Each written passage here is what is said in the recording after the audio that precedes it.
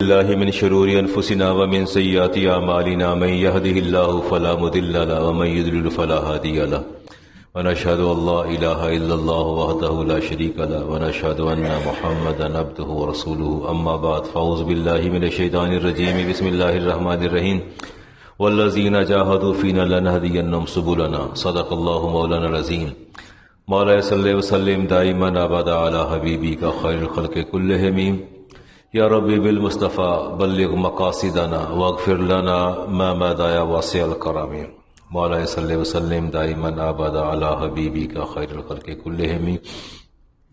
آج ہماری یہ تقریب جو ہے مختصر تقریب سیدنا غوث اعظم رضی اللہ تعالیٰ عنہ شیخ عبد القادر جیلانی گیلانی علیہ رحمہ کی ذات سے منسوب ہے۔ رسول کریم علیہ السلام نے ارشاد فرمایا ذکر الصالحین کفارۃ الذنوب، کہ نیک لوگوں کا ذکر کرنا گناہوں کا کفارہ ہوتا ہے۔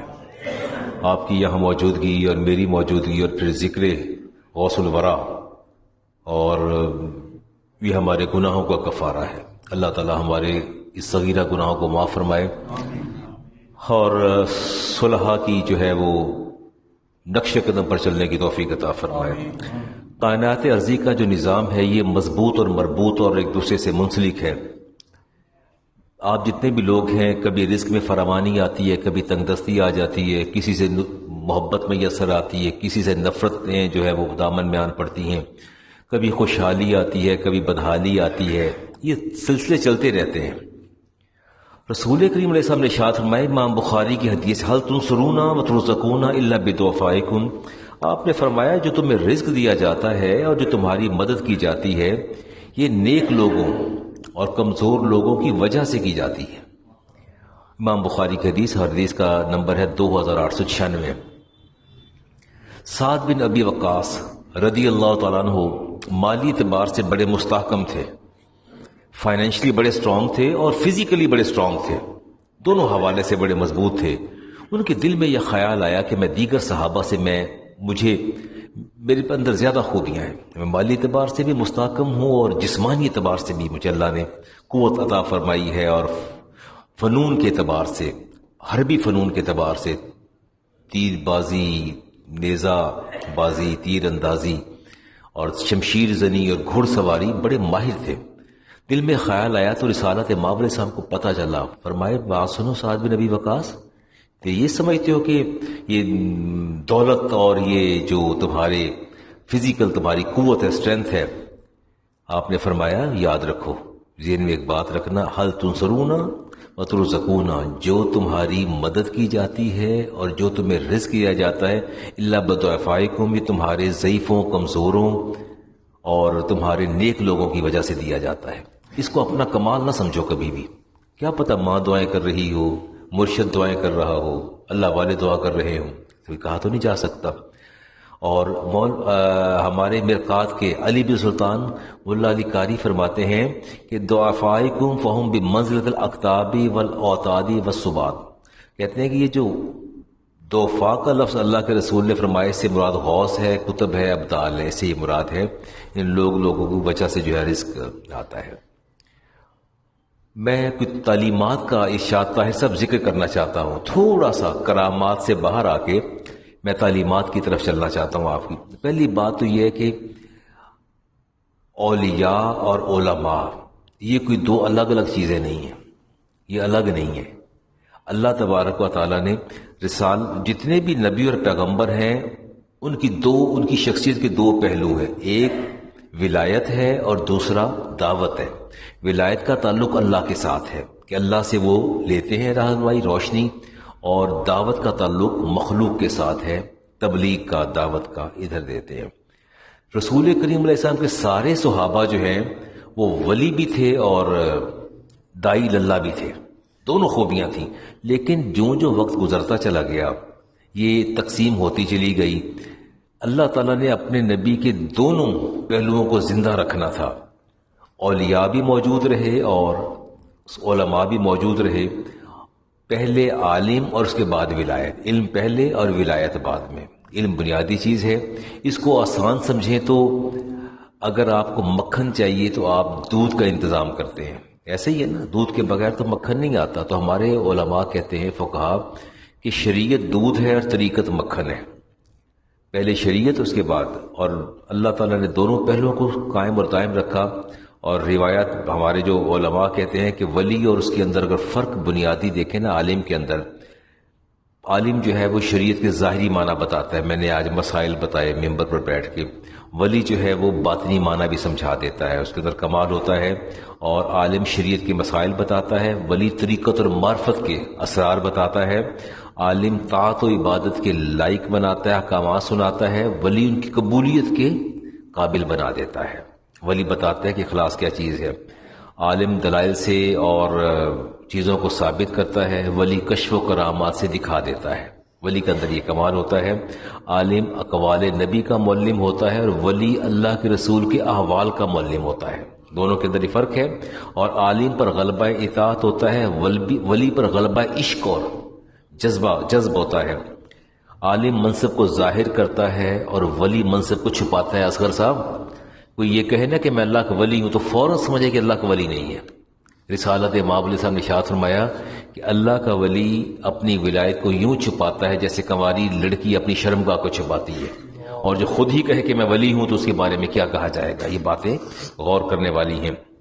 شیخ عبد القادر جیلانی رحمۃ اللہ تعالی علیہ، آپ کنیت آپ کے ابو محمد تھی، لقب محی الدین تھا. کیسپین شمالی فارس کا صوبہ، جنوبی ساحل ہے، وہاں آپ کی ولادت ہوئی. اور بچپن سے، اچھا، ولایت دو طرح کی ہوتی ہے، وہابی بھی ہوتی ہے، قصبی بھی ہوتی ہے. قصبی ہوتی ہے کہ بندہ عبادت کرتے کرتے ولایت کے درجے پہ فائز ہو جاتا ہے. اور وہابی جو ہوتی ہے اللہ کی طرف سے عطا ہوتی ہے، پیدائشی ولی ہوتے ہیں. شیخ عبد القادر جیلانی پیدائشی طور پر ولی تھے. آپ فرماتے ہیں کہ آپ سے پوچھا گیا کہ آپ کو کب پتہ چلا کہ اللہ تعالیٰ نے آپ کو خاص قرب اور مقام عطا فرمایا ہے؟ تو آپ فرماتے ہیں مجھے کچھ پتہ نہیں.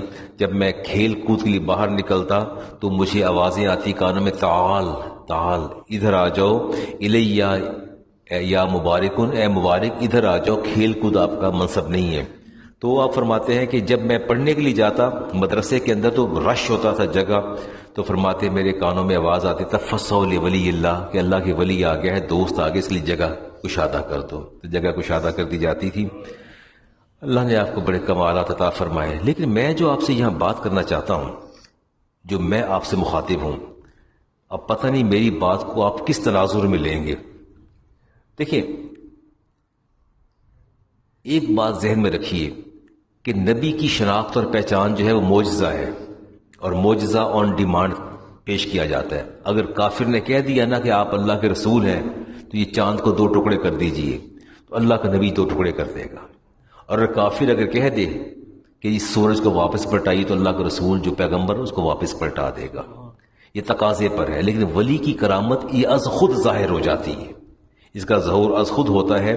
میں ایک بات جو آپ سے بڑی اہم بات کہنا چاہتا ہوں، میں کہنا چاہتا ہوں کہ بات یہ ہے کہ ہم ولی کی کرامات کو بنیاد بناتے ہیں.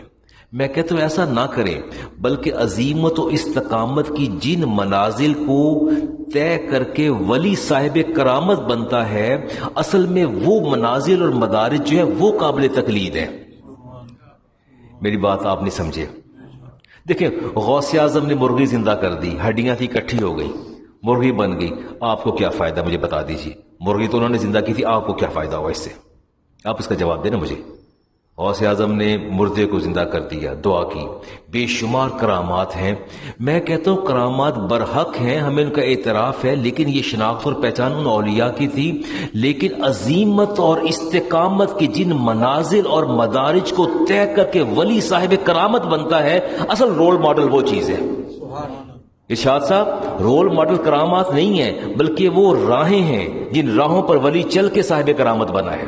اصل بات تو وہ ہے. اب اصغر صاحب، راہیں تو ہم نے چھوڑ دی ساری، عظیمت کی بھی راہیں چھوڑی، استقامت کی بھی چھوڑی، سارا کچھ چھوڑ دیا، کرامات کو لے کے بیٹھ گئے. نہیں، وہ عظیمت و استقامت کی راہیں کیا تھی؟ وہ راہ یہ تھی کہ جب ڈاکو نے پکڑا، لوٹا، سب کو لوٹا.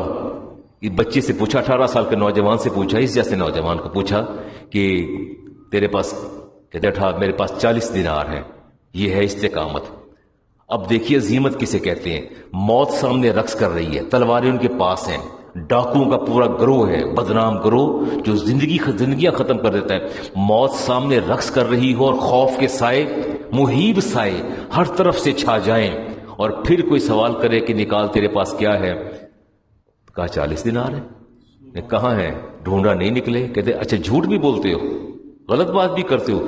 پکڑ کے لے گئے اپنے سردار کے پاس کہ یہ بچہ ہمیں چیٹ کر رہا ہے اور ساتھ ہمیں ٹارچر کرتا ہے، ہمارا مذاق اڑا رہا ہے. ہم نے اس کی تلاشی لی ہے، اس کے پاس تو کچھ بھی نہیں ہے. وہ کہتا ہے 40 دینار ہے. غصہ تو آتا ہے کہ ظاہر میں آپ کی تلاشی لوں، کوئی فرق ہے، میرے پاس تو ہے، تو میں آپ کو چھوڑوں گا. لیکن سردار نے پوچھا بتاؤ کتنے؟ اس نے کہا کہ میرے کپڑوں کے اندر تلاشی لو، میری ماں نے 40 دینار جو ہے اندر چھپا کے سی دیے ہیں جو تمہیں نظر نہیں آتے، تمہیں نظر نہیں آتے. کھول کے پھاڑ کے دیکھا تو 40 دینار نکل آئے. وہ جو باپ کی میراث ملی تھی نا، وراثت، اس میں 40 تھے. یہ ہے وہ عظیمت و استقامت کی راہ. پوچھا کیوں؟ ڈر نہیں لگتا ہم سے؟ خوف نہیں آتا؟ ہماری تلواریں بے نیام ہیں، خوف کیوں نہیں آیا؟ مجھے خوف نہیں آتا. مجھے میری ماں نے نکلتے کہا تھا بیٹا زندگی میں جھوٹ کبھی نہ بولنا. ماں نے کہا جھوٹ کبھی نہ بولنا. میں کیسے جھوٹ بول دوں؟ پیسہ جاتا تو جائے، ایک ماں کی نصیحت. ماں نے مجھے اللہ کے سپرد کیا ہے. فرمایا میں تجھے اپنے دل سے نکال کے تجھے رب کے سپرد کرتی ہوں اور تیری راہوں کو بھی رب کے سپرد کرتی ہوں. بھلا بتاؤ تو میں کیوں غلط بات کروں؟ اور یہ استقامت کی شیخ خالد صاحب یہ راہ ہے. آپ نے بتا دیا کہ زندگی میں کبھی عظیمت کی راہ نہ چھوڑنا، کبھی راہ رخصت پر نہ جانا. اگر جان بھی جائے تو صداقت کا دامن ہاتھ سے نہ چھوڑنا، سچائی کا دامن ہاتھ سے نہ چھوڑنا. جو نقصان ہوتا ہونے دو، لیکن سچائی کا دامن ہاتھ سے نہ چھوڑو، اس پر کارمند رہو.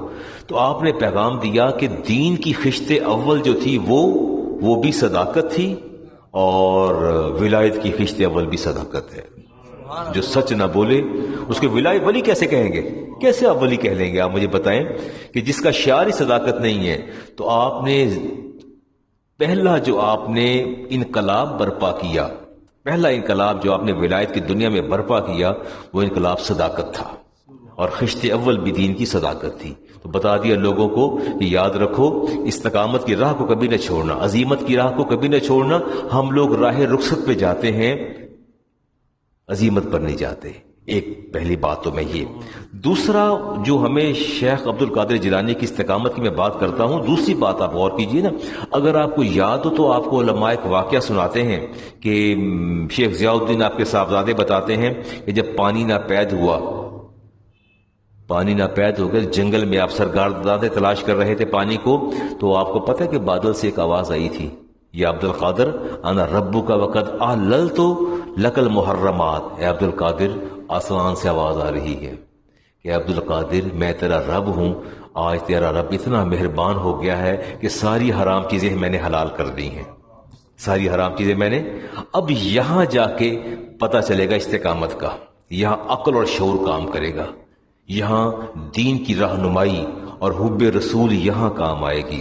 آپ نے فرمایا کہ اعوذ باللہ من الشیطان الرجیم، میں شیطان سے اللہ کی پناہ چاہتا ہوں، شیطان سے. یہ ہے راہ عظیمت. کیا وجہ تھی کہ آپ نے اعوذ باللہ پڑھا؟ مجھ جیسے بندے کو آسمان سے آواز آ جائے، میں تو وہیں ڈھیر ہو جاؤں گا. میں تو ولی، اور آسمان سے مجھے غیب سے آوازیں آ رہی ہیں، غیب سے آواز آئی ہے، پیغام آیا ہے. یہ ہمیں آوازیں اور پیغام آتے ہیں، یہ ہمارے پیغام آوازیں ایسے ہی ہوتے ہیں.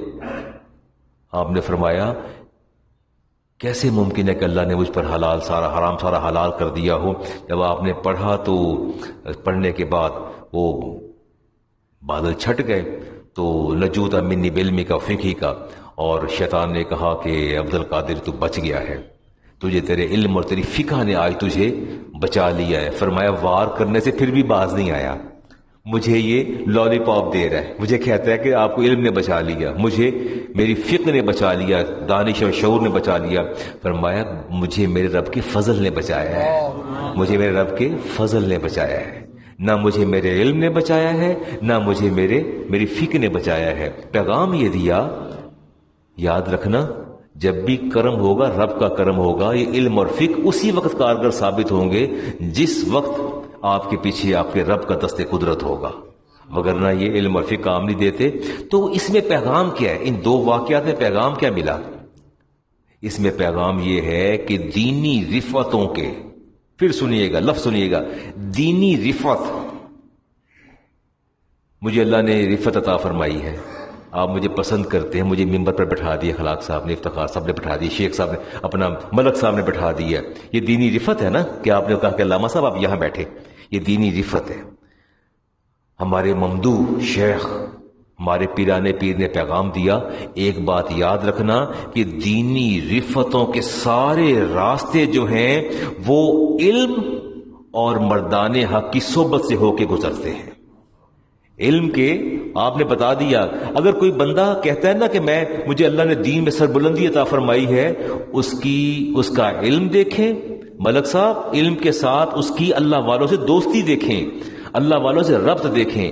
بتا دیا کہ دینی رفتوں کی سربلندیوں اور سرفرازیوں کے جتنے بھی راستے ہیں وہ علم اور علم کے بعد اہل اللہ کی رفاقت اور سنگت سے ہو کے گزرتے ہیں۔ اگر اہل اللہ سے رفاقت نہیں تو پھر بھی دینی رفت میسر نہیں آئے گی، اور اگر خالی علم ہے تو بھی نہیں۔ جب دونوں کا سنگم ہوگا، حسین امتزاج ہوگا، اس وقت آپ کو جو ہے رفت کام دے گی۔ اب تھوڑی سی غوث اعظم کی تعلیمات کو نہ دیکھ لیں، چلتے ہیں جی آہستہ آہستہ۔ کیا بات ہے جی، آپ فرماتے ہیں کہ اللہ نے مجھے 10 ایسی خوبیاں عطا فرمائی ہیں جو بہت کم لوگوں کو عطا ہوتی ہیں، بہت کم لوگوں کو۔ اچھا وہ دیکھیں نا، آپ غوث اعظم سے بہت پیار کرتے ہیں تو آپ نے محفل کا انعقاد کیا، آپ نے خاص طور پہ انعقاد کیا، لیکن ان کی کرامات سے زیادہ بڑھ کے ہمیں محبت جو ہے ان کی ان راہوں سے ہونی چاہیے جن سے گزر کے وہ غوث اعظم بنے۔ ایسے ہی ہے نا، اگر ان راہوں کو چھوڑ دیا تو یہ محبت کے دعوے تو باطل ہیں۔ آپ فرماتے ہیں کہ میں نے پوری زندگی خدا کی قسم نہیں کھائی، پوری زندگی میں نے خدا کی قسم نہیں کبھی کھائی، نہ میں نے آمدن کھائی ہے، نہ میں نے ساون کھائی ہے، میں نے کبھی بھی اللہ کی قسم نہیں کھائی، کبھی بھی۔ آپ فرماتے ہیں میں نے جھوٹ کبھی زندگی میں نہ قصدن بولا ہے، نہ ہنسی میں بولا ہے، نہ مذاق میں بولا ہے۔ ہم بول جاتے ہیں، ہم کہہ دیتے ہیں وہ یار تیرے خلاف گلاں پہ کرتا سی، پھر کہ میں تو مذاق کر رہا سا، میں تو مذاق کر، میں تو ایویں تو کہتا سی، تین ڈرانا واسطے کہتا سی، ایویں کہہ دیتا سی۔ آپ فرماتے ہیں نہ میں نے کبھی ہنسی میں، نہ کبھی میں نے مذاق میں، اور نہ میں نے قصدن کبھی جھوٹ بولا ہے۔ فرماتے ہیں میں نے زندگی میں کبھی وعدہ خلافی نہیں کی، کبھی وعدہ خلاف، اگر وعدہ کر لیا اس کو میں نے پورا کیا ہے۔ اور فرماتے ہیں کہ میں نے کبھی مخلوق خدا پر لعنت نہیں کی۔ مخلوق میں آپ نہیں ہیں، مخلوق میں جانور بھی ہیں، اس میں پرندے بھی ہیں، اس کے اندر درندے بھی ہیں۔ فرماتے ہیں میں نے اللہ کی مخلوق جہاں کہیں کوئی درخت ہے، کچھ کوئی بھی چیز آتی، جاندار یا غیر جاندار، خدا کی تخلیق کریشن جو ہے، میں نے کبھی اس پر جو ہے میں نے لعنت نہیں کی، اور میں نے پوری زندگی کسی کو بد دعا ہی نہیں دی۔ بد دعا دیتا ہے نا، نکل جاتی منہ سے بد دعا نکل جاتی ہے، کبھی کسی کو بد دعا نہیں دی۔ فرمایا میں ان راہوں سے گزر کر میں غوث اعظم بنا، اور میں کتب بھی بنا، میں مفسر بھی بنا، میں محدث بھی بنا، میں ان راہوں سے گزر کے بنا۔ فرماتے ہیں میں نے زندگی میں نہ کبھی ظاہری گناہ کیے ہیں، نہ میں نے باطنی گناہ کیے ہیں۔ ظاہری گناہ تو سمجھ آتے ہیں میاں صاحب، باطنی ہیں، ٹھیک ہے، ظاہری گناہ تو سمجھ آتے ہیں نا۔ فرمایا میں نے باطنی بھی کبھی نہیں کیا۔ باطنی ہوتا ہے کہ آپ تشریف فرما ہے تو میں شیخ ریاض صاحب کے بارے میں، ارشاد صاحب کے بارے میں، ان کے بارے میں سوچو یار بندے ٹھیک نہیں ہیں، دل میں بغض، کینہ، دوسرے کے لیے بری رائے، قدورت۔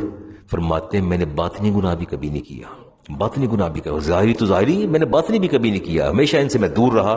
آپ فرماتے ہیں کہ میں نے لوگوں پر اپنا بوجھ نہیں ڈالا۔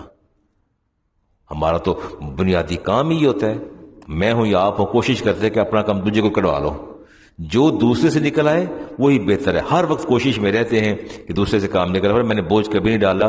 فرمایا زندگی میں ہمیشہ لالچ سے بے نیاز رہا ہوں، مجھے کبھی کسی چیز کا طمع ہوا ہی نہیں ہے، کبھی طمع نہیں ہوا، ہمیشہ بے نیاز رہا ہوں۔ اور آج میں جب اپنے دائیں بائیں دیکھتا ہوں، ہم سارے لوگ مصروف ہیں ایک دوسرے کو کافر کہنے میں، سارے کافر کہے جا رہے ہیں، میاں صاحب بھی کافر ہے، ایاز بھی کافر ہے، آپ بھی کافر ہیں، آپ بھی کافر ہیں، سارے کافر ہیں۔ میں کفر کی پتہ نہیں کتنی چیزیں آپ سے نکال دوں اور کہوں کہ ابھی کافر ہو گئے، آپ بھی کافر ہو گئے، آپ بھی کافر ہو گئے۔ علماء ایک دوسرے کو کافر کہے جا رہے ہیں، کوئی کہہ رہا ہے القادری کافر ہے، کوئی کہہ رہا ہے جی وہ اپنا وہ اشرف حسن جلالی صاحب کافر ہیں، کوئی کسی کافر کے جا رہے ہیں، کسی کافر دڑا دڑ کفر کے فتوے دے رہے ہیں.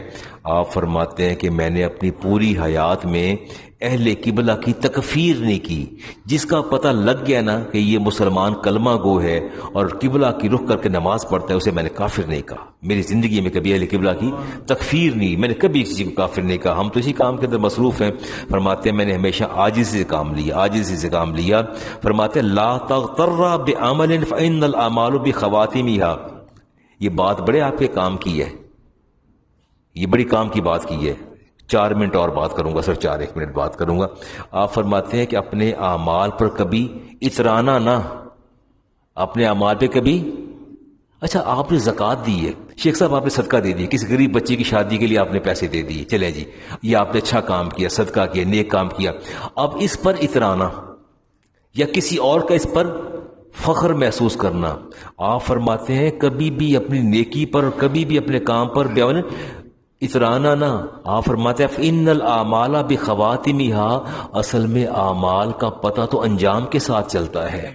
اعمال کا پتہ تو انجام. زندگی و حدیث پاک میں آتا ہے کہ بندہ پوری زندگی نیکیاں کرتا ہے، پوری زندگی تقوی اور طہارت، آخری وقت میں اس سے ایسی خطا سرزد ہوتی ہے کہ اللہ اٹھا کے جہنم میں پھینک دیتا ہے. اور ایک بندہ پوری زندگی خطائیں کرتا رہتا ہے، آخر میں اتنا اچھا کام کر جاتا ہے کہ اللہ تعالیٰ اس کے ایک اچھے کام کے بدلے اس کے سارے گناہوں کو مٹا دیتا ہے. تو فرماتے نیکی کرنے کے بعد کبھی اترانا نہیں ہے، اس لیے کہ انما الاعمال بخواتمها، کہ اعمال کا دار و مدار جو ہے اس کے انجام پر ہے کہ آپ کا انجام کیسا ہوا. آپ فرماتے ہیں کہ میں ہر وہ حقیقت جسے شریعت رد کر دے میں اس کو حقیقت نہیں مانتا. حافظ سرفراز صاحب بڑی اچھی بات کی غوث اعظم نے. آپ فرماتے ہیں کہ جس چیز کو شریعت رد کر دے، کیا کر دے؟ رد کر دے، میں اس کو طریقت کبھی نہیں مانتا. اس کو شریعت کو معیار بنایا. میں آپ کو لوگوں کی باتیں سناؤں، جب میرے پاس لوگ آ کے مجھے بتاتے کہ علامہ صاحب میں ایوی کر رہے ہیں یہ میں سارے اعمال، تو میں کہی تو آپ تو مکلف ہی نہیں چیزوں کی، آپ کیوں کر رہے ہیں؟ از خود ہی طریقے وضع کر لیے. آپ فرماتے ہیں میں اس کو اور فرماتے ہیں رحمت نہ مانگ اللہ سے رحیم کی ذات مانگ. اللہ سے اللہ کی ذات کو مانگو. فرماتے ہیں خدا کا شکوہ کبھی مخلوق کے سامنے نہ کرو، کبھی مخلوق کے سامنے نہ کرو، اور نہ محبت میں جلدی کرو نہ عداوت میں جلدی کرو. ہم محبت بھی بہت جلدی کرتے ہیں، عداوت بھی بہت جلدی کرتے ہیں. ٹیلی فون کا میسج کا جواب نہ آئے، میسج کا 5-10 منٹ یا 15 منٹ گھنٹہ جواب نہ آئے تو 100 وسوسے دل میں اٹھتے ہیں اور کہتے یار، میاں صاحب کہتے نہیں یار علامہ صاحب نے جواب نہیں دیتا میری گل کا، لگتا ہے ناراض ہے. وہ پہلے والی بات رہی نہیں کہ علامہ صاحب نے فوراً بدگمانیاں اور فوراً یہ چیزیں پیدا ہوتی ہیں. تو آپ فرماتے ہیں کہ بھی محبت میں جلدی نہ کرو. ہم پہلے مرحلے پر ہی لڑک جاتے ہیں اور بچھ جاتے ہیں اور قربان ہو جاتے ہیں، اور ذرا سی کی بات ہو تو فوراً ناراض ہو جاتے ہیں. فرماتے ہیں کہ مومن کی پہچان یہ ہے کہ نہ محبت میں جلدی کرتا ہے نہ وہ عداوت میں جلدی کرتا ہے. آپ فرماتے ہیں کہ مال آگے بھیج اور موت کا انتظار شروع کر دے. مال آگے بھیج اور موت کا انتظار شروع کر دے. رسالت امام علیہ السلام کے پاس آپ کے صحابی حاضر ہوئے، عرض کیا اسلام ایک بہت تکلیف میں مبتلا ہوں، پریشانی ہے. فرمایا کیا؟ کہ میں مرنے کو دل بالکل نہیں چاہتا، میں کہتا ہوں میری زندگی لمبی ہو جائے، کہ دعا فرما دیجیے مجھے اللہ بہت لمبی زندگی عطا فرما دے. تو آپ نے فرمایا کیوں دل نہیں چاہتا؟ کہتا ہے فرمایا تیرے پاس مال تو نہیں کہیں؟ پیسہ تو بہت ہے میرے پاس. فرمایا پیسہ اللہ کی راہ میں دے دے، تیرا خود بخود مرنے کو دل چاہے گا. پیسہ اللہ کی راہ میں دے دے، تیرا خود بخود مرنے کو دل چاہے گا. تو آپ فرماتے ہیں کہ مومن کی پہچان یہ ہے کہ اپنے گھر والوں کو اللہ کے سپرد کرتا ہے، اور منافق پیسہ اکٹھا کر کے اولاد کو اپنے پیسے کے سپرد کر کے جاتا ہے. فرمایا اونچی آواز سے کبھی اللہ بھی نہ کہا کرو، اور حکمرانوں کے ساتھ کم سے کم نشست و برخاست کیا کرو. حکمران طبقے کے ساتھ منیمم لیول پر اٹیچمنٹ رکھو. آپ فرماتے ہیں کہ بندہ حکمرانوں کے پاس بیٹھتا ہے مغرور بھی ہو جاتا ہے، متکبر بھی ہو جاتا ہے، اور سخت دل بھی ہو جاتا ہے. سن رہے بات میں؟ ہاں، حکمرانوں کے ساتھ آپ نے اپنے مراسم منیمم لیول پر رکھنے ہیں. اور فرمایا کہ لڑکوں کے ساتھ دوستی نہ کیا کرو، ہنسی مذاق کی عادت پڑ جائے گی. اور عورتوں کے پاس کم سے کم بیٹھا کرو، عورتوں کے پاس کم سے کم بیٹھا کرو. آپ فرماتے ہیں تمہارے اندر جہالت سرایت کر جائے گی، اور بری خواہشات سرایت کر جائے گی، اور بزدلی سرایت کر جائے گی. بزدلی میں نے یہ میری زندگی کا تجربہ ہے، جو لوگ بہت عورتوں کے ساتھ وقت گزارتے ہیں انہی کی طرح تانے دیں گے، مینے دیں گے، الزام تراشی کریں گے، بزدل ہو جائیں گے، بات بات پہ ڈریں گے، بات بات پہ شکوے کریں گے. ان کے مزاج کا جو ہے وہ پیراہن بدل جاتا ہے. تو شیخ فرماتے ہیں، میرے شیخ ممدوح فرماتے ہیں کم سے کم تعلق رکھا کرو. اور فرمایا فاسقوں کے ساتھ تعلقات کم رکھو. آپ سے پوچھا کیوں؟ فرمایا بندہ گناہوں میں دلیر ہو جاتا ہے، گناہوں میں دلیر ہو جاتا ہے. آپ فاسقوں سے تعلق رکھیں، ڈرنکر سے، گیمبلر سے تعلق رکھیں، آپ ان سے بنائیں تعلقات، بنائیں، استوار کریں. یار اچھا ہم کہتے ہیں یار میرا کی میں تو نہیں کھیڑتا، میں تو شراب نہیں پیندا، وہ تو پیندا ہے، میں تو یہو جہا نہیں ہے نا. جب بندہ کہ میں تو یہو جہا نہیں، please A man is known by the company he keeps. بندہ اپنی صحبت سے پہچانا جاتا ہے. جب وہ آپ کے تعلقات فاسقوں سے ہوں گے تو شیخ فرماتے ہیں ایسا بندہ گناہ میں دلیر ہو جاتا ہے.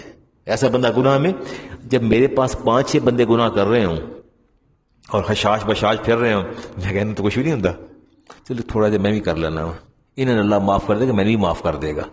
بندہ دلیر ہو جاتا ہے، گناہ کرنے میں بندہ دلیر ہو جاتا ہے. فرمایا ان سے کبھی تعلق اور دوستی نہ رکھا کرو. اور فرمایا علماء سے تعلق گہرا اور مضبوط کر لو، پرہیزگار بن جاؤ گے، پرہیزگار بن جاؤ گے اور علم بھی آ جائے گا. کیا خیال ہے میرے ساتھ دوستی کر کے آپ نماز چھوڑ سکتے ہیں؟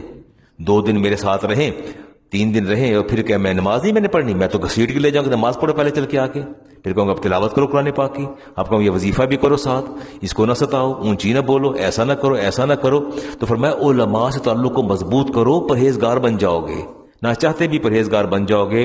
اور فرمایا کہ جب تک زمین پر ایک بھی ایسا شخص ہے جس سے آپ کو توقع وابستہ ہے، جس کا آپ کو خوف ہے، اور فرمایا اس کا ایمان کامل نہیں ہوتا، اس کا ایمان. آخری بات آپ فرماتے ہیں تیری جوانی ایک دھوکہ ہے، تیری جوانی ایک دھوکہ ہے، ان قریب تجھ سے لے لی جائے گی، ان قریب تجھ سے لے لی جائے گی اور تیرے دامن میں کچھ بھی نہیں بچے گا. تیرے دامن میں بس یہ آپ آخری کلمات شیخ کے، آپ کے صاحبزادے عبدالوہاب آپ کے سرہانے کھڑے تھے اور آپ نے ان کو جو نصیحت فرمائی بیٹوں کو، فرمایا بیٹے علیک بتقوی اللہ، میں تجھے حکم دیتا ہوں اللہ سے ڈرتے رہنا، اللہ سے ڈرتے رہنا، وطاعتہ اور میرے رب کی اطاعت کرنا، رب کی اطاعت کرنا، ولا تخف احدا ولا ترجو. میں تجھے حکم دیتا ہوں میرے بیٹے کہ کسی کا خوف دل میں نہ رکھنا، انسانوں کا نہ رکھنا، ولا ترجو اور نہ انسانوں سے امید وابستہ کرنا، نہ انسانوں سے امید وابستہ کرنا.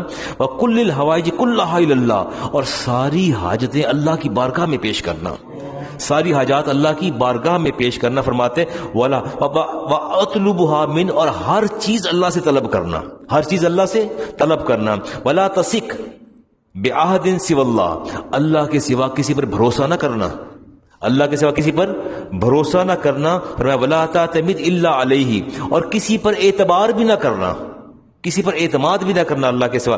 میں نے تو یہاں بڑے بڑے اعتبار اور بھرم ٹوٹتے دیکھے میں نے، جس کے بارے میں کہتے ہیں علامہ صاحب یہ تو ہم تو بس ایسے ہیں، یہ ہم بڑے گہرے دوست ہیں، اس کی جان میرے اندر ہے، میری جان اس کے اندر ہے. آپ فرماتے کبھی کسی پر اللہ کے سوا بھروسہ نہ کرنا. التوحید التوحید وجمع لکل توحید، اللہ نے ہر چیز توحید کے اندر جمع کر دی ہے. آخری سانس تھے آپ کے، آپ نے فرمایا عبد من حولی فاوصوا لهم، فرمایا مجھ سے دور ہو جاؤ اور جگہ خالی کر دو، جگہ خالی کر دو. وتعادبوا معهم ها هنا رحمۃ اور ادب کرو ان کا جو یہاں آ رہے ہیں، ادب کرو ان کا جو یہاں آ رہے ہیں. فرمایا ہا ہونا رحمت عظیمت، یہاں اللہ کی عظیم رحمت آ گئی، تم سارے پیچھے ہٹ جاؤ اور میری چارپائی کے گرد جگہ خالی کر دو. ولا تضيقوا علیہم مکان، ان کے لیے جگہ تنگ نہ کرو، کمرہ چھوڑ دو میرا، باہر ہو جاؤ، جگہ تنگ نہ کرو، اللہ کے مہمان آ رہے ہیں. اس کے بعد فرمایا آخری کلمہ آپ نے فرمایا استعنت بلا الہ الا اللہ، میں اللہ سے مدد طلب کرتا ہوں لا الہ الا اللہ کے صدقے. فرمایا لا یموت، وہ رب میرا جس کو کبھی موت نہیں آئے گی، ولا یخشا جس کو کسی کا خوف نہیں ہے، وقہر العباد بالموت اور جب چاہتا ہے اپنے بندے پر موت طاری کر دیتا ہے، جب چاہتا ہے بندے پر موت طاری کر دیتا ہے. لا الہ الا اللہ محمد رسول اللہ، کلمہ پڑھا اور آنکھیں بند کر دی. یہ میرے شیخ کی تعلیمات تھی. اللہ تبارک و تعالیٰ میرے کلمات کو قبول فرمائے اور ہمیں ان پر عمل پیرا ہونے کی توفیق عطا فرمائے. وما علی البلاغ المبین.